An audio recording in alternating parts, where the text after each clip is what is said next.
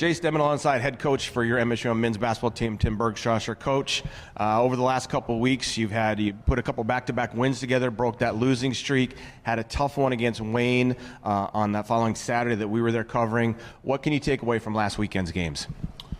We're still learning how to win close games, and we just got to keep growing on an aspect of winning those close games and just carrying the stuff over that we work on. We got to keep growing on the details, the scout program that we're working on. So we just got to keep getting better in that aspect. But the details and the possessions, I don't want to say it's an issue, but definitely something we got to fix. And I think our team is buying into that. Yeah. But sometimes you got to do it the hard way and throw people into the fire, and they just got to get that experience whether you win or lose. When it comes to talking about winning these close games and learning how to win close games, we saw Friday night, you guys kind of took over from the jump in overtime. Kind of the opposite happened on Saturday night. When you as a coach talk about learning how to win those games, how do you learn how to win those games? Is it just a situation you have to execute in that situation, or what is it more about? Yeah, I think a lot of it is situation-based, but I think both sides of the floor is just having poise. And no matter what happens, you can't be phased. Let's say the Wayne game, they came out, they got the 4 points right over, we turned it over yet again. That was the main issue in that game. But you got to have poise, right? And that's teams that like our veteran teams that we've had in the past. You could just see they've been there before. They just brush it off. All right, we're gonna go try to win the next possession. So it's gonna be doing all those little things so well. You're looking for great shots.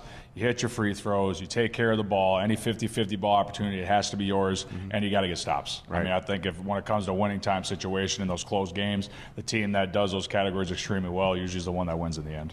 When we look at the standings this year in the conference, it's very different than last year. There's a lot of teams that are vying for seeding when it comes to the conference tournament, and it's a real dog-eat-dog type of conference.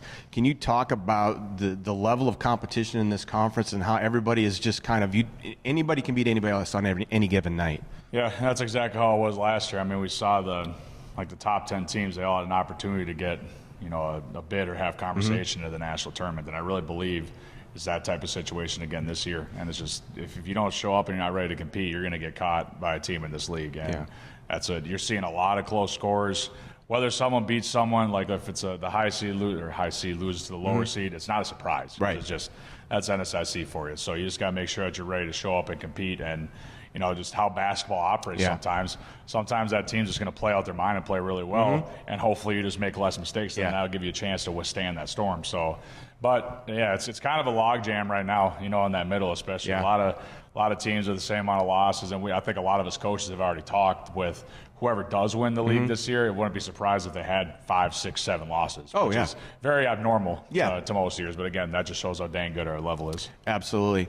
This week, obviously, we were recording this on Wednesday. You got a matchup down in Aberdeen against Northern, who has struggled this year, but Aberdeen's a tough place to play. Then you come home, take on your alma mater in St. Cloud State. What's it going to take to get victories this week? Well, we can't look at no records, I'll tell you that, because Northern's a much different team from when they first came here. When we played them here at home first, they were figuring themselves out a little bit. We were figuring ourselves out too. But I continue to tell people, once they figure out their main guys and their rotations, they're going to be a very competitive basketball team. And you look at a lot of their losses recently in the last month, they're sticking it to good teams. So.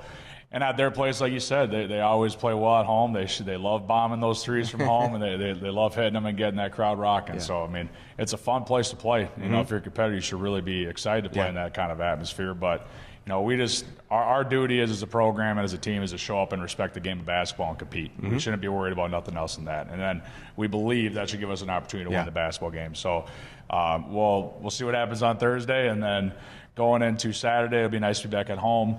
Playing against the alma mater, it was an absolute slugfest last time we played there.